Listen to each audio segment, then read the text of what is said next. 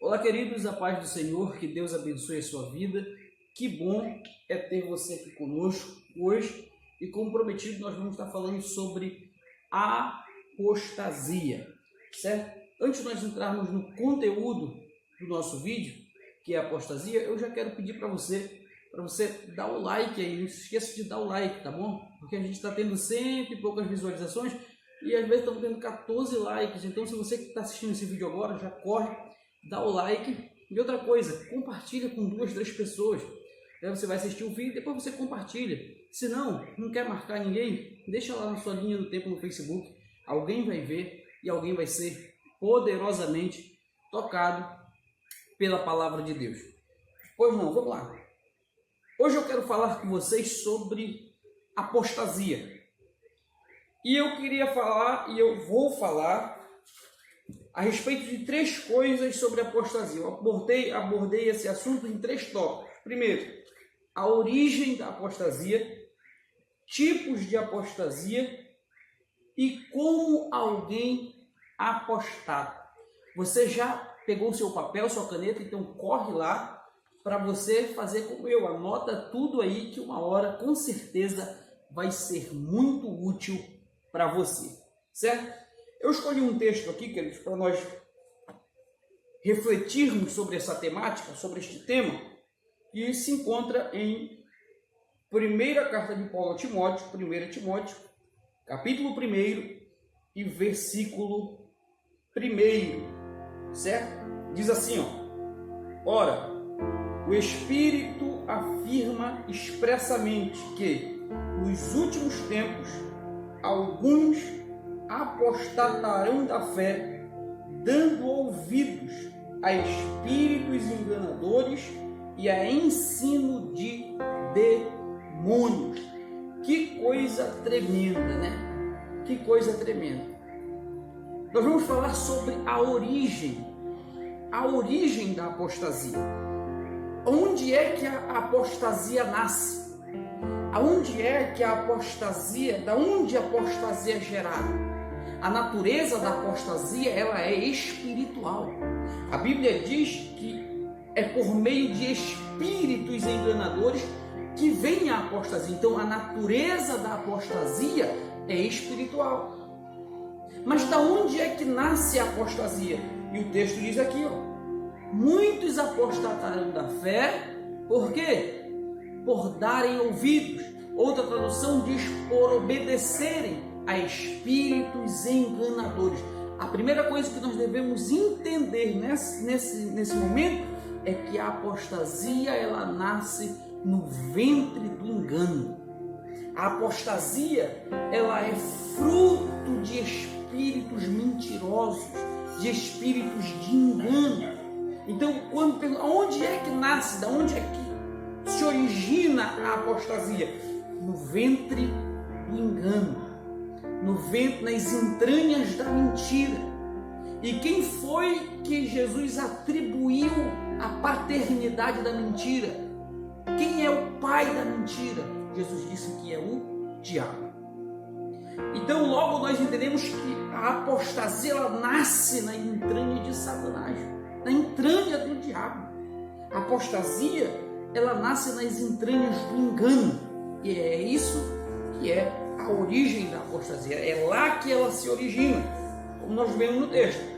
Vão apostatar porque estão dando ouvidos a espíritos enganadores. Que forte isso, que pesado e que atual, né? Que atual. O segundo tópico são tipos de apostasia. O tópico 2 vai falar de tipos de apostasia. E nós vamos ter aqui pelo menos 2 tipos de apostasia. Primeiro, apostasia moral. O que é a apostasia moral? Primeiro eu preciso entender o que é a palavra apostasia. E a palavra apostasia significa abandono. Então, alguém que apostata da fé é alguém que abandonou a fé. É alguém que abriu mão. Eu não estou falando de alguém que simplesmente saiu da igreja, se afastou, se entristeceu, né? Como nós dizemos, se desviou. Não! Eu estou falando de alguém que abandonou de forma consciente, E nós vamos ver isso, que a apostasia, ela é algo que não é um acidente, ela é algo que acontece conscientemente. Quem apostata conscientemente. Então, apostatar, a palavra apostasia quer dizer abandono. Abandono. E o que é apostasia moral? São dois tipos de apostasia que temos: apostasia moral e apostasia teológica. E que nos últimos dias que antecederiam a vinda de Jesus, a Bíblia diz que os dias que antecederiam a vinda de Jesus, nós teríamos uma grande onda de apostasia. Dias que antecederiam a manifestação do anticristo são dias de grande apostasia. E apostasia nesses dois campos, tanto moral quanto apostasia teológica. O que é apostasia moral? Apostasia moral é o abandono da santidade. Bem, para nós entendermos melhor sobre isso, eu preciso entender o que é santidade. Santidade não é viver sem errar. Uma pessoa que é santa não é uma pessoa que não erra, mas é uma pessoa que procura viver uma vida separada de erros. Ser santo é procurar viver uma vida separada de errar, separada da mentira, separada da prostituição, separada do adultério, separada da fornicação, da pornografia, separada dessas coisas, da concupiscência dos olhos. E quando alguém apostata moralmente, é alguém que, em vez de viver uma vida separada, ele se entrega a isso. Porque nós só temos duas opções: ou nós vivemos uma vida separada, ou a gente se entrega. E quem apostata moralmente, uma das características das pessoas que apostatam moralmente são pessoas que se entregam a essas práticas deliberadamente e ainda procuram justificar os seus erros com as Escrituras. Procuram justificar o seu pecado, procuram justificar o seu comportamento com as Escrituras. E muitos usam esses argumentos: Deus me entende, Deus ama a todos, Deus é amor. Cuidado, talvez você possa estar à beira de uma apostasia e não sabe. E detalhe, é tão poderoso isso aqui, meu querido, é tão forte. Você sabe por quê? Porque o apóstata ele não sai da igreja. Descobri isso aqui, ó. O apóstata, ele não sai da igreja, ele só muda o seu pensamento. Então cuidado, porque quantos apóstatas nós não temos no meio da igreja? Quantos apóstatas nós não temos entre os obreiros, entre o corpo, que estão lá, mas mudaram os seus pensamentos? Já considerados apóstatas moralmente, eles desistiram de viver uma vida santa, desistiram de se esforçar pelo reino dos céus, de fazer o que agora? Entregam-se deliberadamente ao pecado e procuram ainda justificar o seu pecado na graça de Deus, dizendo que nós estamos vivendo o tempo da graça, dizendo que a palavra, que Deus ele é amor, ou que Deus entende ele. Que coisa tremenda, né? Então isso é apostasia moral. E nós estamos vivendo esse tempo de homens e mulheres que estão procurando justificar os seus pecados na palavra de Deus, justificar os seus erros. Estávamos no ensinamento onde nosso pastor dizia que nós devemos ser como Davi. Davi não procurou justificar o seu erro. Davi admitia, dizendo: Senhor, eu pequei contra ti somente eu pequei. Que forte! Então essa aqui é a apostasia moral. É quando eu abandono a santidade e procuro viver uma vida entregue ao pecado, aos meus prazeres, às minhas vontades, às minhas paixões, e ainda por cima quero justificar pelas Escrituras tudo isso.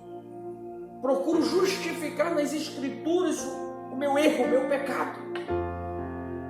Apostasia moral. E guarde isso aqui: o apóstata não sai da igreja, o apóstata muda de pensamento. O apóstata, ele é convencido pelo engano, que passa a viver uma vida mentirosa, de engano. Ele é evangelizado por espíritos enganadores e ele acaba sendo persuadido. Outro tipo de apostasia, chamada apostasia teológica. E o que é isso? É o abandono de todos os ensinos originais de Cristo. Quer ver um exemplo de apostasia? É quando nós mexemos nas doutrinas fundamentais da nossa fé. Quer ver um exemplo? Quando nós mexemos na doutrina da salvação, na soteriologia. Quando nós começamos a pregar dizendo que para ser salvo, nós não precisamos crer só em Jesus, precisamos crer em Jesus e mais alguma coisa. Isso é heresia. Isso é engano. Quando tem pastores que dizem por aí que para ser salvo você precisa crer em Jesus e dar dízimo para ser salvo. Porque se não dá dízimo não vai para o inferno. É mentira, é engano. Quando tem pastor que diz que para ser salvo você tem que crer em Jesus e também tem que guardar o sábado. Porque se você não guardar o sábado você vai para o inferno. É mentira, é engano. É engano do diabo. São doutrinas, são espíritos, e isso aí é mexer nas bases, nos pilares do Evangelho. A Bíblia diz que eu sou salvo porque eu creio na pessoa de Jesus Cristo e Ele é o único intermediador entre o homem e Deus. Ele é o caminho para a salvação e não tem outro. Então, quando isso é alterado, nós estamos diante de um ensino mentiroso, de engano. Então é o abandono. O que é a apostasia teológica? É quando é que alguém apostata teologicamente? É quando essa pessoa ela abre mão dos ensinos da palavra de Deus, dos ensinamentos da palavra de Deus. O apóstolo Paulo vai dizer aqui na primeira carta de Timóteo, capítulo 4, nos versículos mais abaixo, ele vai falar que esses ministros aqui que estavam dominados sob espíritos enganadores, eles proibiam o casamento. Eles proibiam que as pessoas comessem certo tipo de alimento, proibições. Aí ele vai dizer assim, ele vai dizer que isso é ensino mentiroso, de engano. Olha só, que coisa, né? Eles proibiam o casamento, diziam, não precisa casar não. Mexendo nas doutrinas fundamentais da fé cristã. Cuidado. Talvez você esteja num lugar onde as doutrinas básicas, fundamentais da fé estão sendo mexidas. Cuidado. Então essa é a apostasia teológica, quando a pessoa ela abandona os ensinamentos de Cristo. É quando ela abandona a palavra, ela abre mão dos princípios da palavra de Deus. Ela sufoca a verdade para trocar, para inverter a verdade íntima. Para nós encerrarmos, como alguém apostata. Por onde é que entra a apostasia? Primeira coisa que eu preciso que você entenda é que a apostasia é algo que acontece conscientemente. Posso dizer que premeditadamente, não é um acidente. E você vai saber aqui, segura comigo que você vai saber por que é impossível. O autor de Hebreus diz que é impossível que um apóstata ele consiga se erguer. Nós vamos já encontrar isso aqui. Hebreus capítulo 6, versículo 4 está escrito: é impossível, pois, que aqueles que uma vez foram iluminados e provaram o dom celestial, se tornaram participantes do Espírito Santo e provaram a boa palavra de Deus e os poderes do mundo vindouro e caíram. Sim, é impossível outra vez renová-los para arrependimento, visto que, de novo, estão crucificando para si mesmo o Filho de Deus, expondo a ignominia. Ele diz que é impossível que traga esses homens a arrependimento. E nós vamos ver por que é impossível. como alguém apostar, como alguém chega a esse nível de apostasia. Como é que alguém chega a apostatar? Primeiro, por onde se começa a apostasia? Pelo que você ouve. 1 Timóteo capítulo 4, versículo 1, diz assim: o Espírito afirma expressamente que nos últimos tempos alguns apostatarão da fé, dando ouvidos a espíritos enganadores. Cuidado com o que você ouve, cuidado com o que você ouve na internet, cuidado com o que você ouve nas redes sociais, cuidado com o que você está ouvindo na igreja. Ah, pastor, mas é meu pastor, não interessa. Se a mensagem do seu pastor não estiver enquadrada com a Bíblia, não dê ouvido. Não, a mensagem, ela deve ser bíblica, fiel às Escrituras. Caso contrário, irmão, nós estamos correndo sérios riscos de apostatar. E a apostasia, ela vem sorrateiramente. Ela não é algo que vem assim, que impacta, que a gente, não, a pessoa, ela nem percebe, ela já mudou o seu pensamento, o que antes era errado não é mais errado, agora a gente precisa mesmo inovar, a gente precisa, ele vai, e já está sob domínio de espírito de engano. Por onde é que vem a apostasia? Pelo que eu ouço, pelos ensinamentos que me são pregados aos ouvidos. E eu quero aqui trazer pelo menos duas características da mensagem, do porquê, duas características do porquê que é difícil de nós às vezes rejeitarmos uma mensagem enganosa. Por que é difícil? Por que às vezes é difícil nós rejeitarmos uma mensagem do engano? Primeiro, porque eles vêm com a Bíblia. Quando eles vêm, meu irmão, eles usam a Bíblia. E como nós temos a Bíblia como a palavra de Deus, então muita gente olha e diz, não, está na Bíblia. Só que eu preciso entender, e você precisa entender que uma coisa é eu ter uma mensagem com passagem da Bíblia, outra coisa é eu ter um ensinamento bíblico. O ensinamento bíblico, ele tem texto e tem contexto que o apoia. Não é um texto isolado, sem pé, sem cabeça. Então por que é difícil? Porque eles vêm com a Bíblia. Segundo, porque eles usam a Bíblia para falar o que a gente quer ouvir. Aí massageia o nosso ego, né? Aí, meu irmão, a gente fica, é aqui que eu quero congregar. Aí é fácil a gente botar 300, 400 pessoas numa igreja falando aquilo que eles querem ouvir, falando aquilo que eles gostam de ouvir. É muito fácil, né? É muito fácil. Então por que é difícil? Primeiro, porque eles usam a Bíblia. Segundo, por que é tão persuasiva a mensagem do espírito de engano? Porque eles usam a Bíblia. Segundo, porque eles usam a Bíblia para falar aquilo que nós gostamos de ouvir. Não precisa casar não, Deus te entende. Esse é o principal argumento de um espírito de engano. Deus me entende. Quando eu ouço pessoas falarem isso, eu temo, porque estão próximos, o engano está dominando aquela pessoa. E nessa conversa de Deus me entende, ela se prostitui, ela adultera, ela rouba, ela mata, ela fala mal, difama, inveja. Por quê? Porque Deus entende ela. E ela vai passar 10, 15, 20 anos com esse mesmo argumento em pecado. E a trombeta toca e ela vai ficar. Por quê? Porque ela foi persuadida e ela nem se percebeu. Ela foi enganada e nem se percebeu. Amém, meus irmãos? Eu espero ter te ajudado em alguma coisa.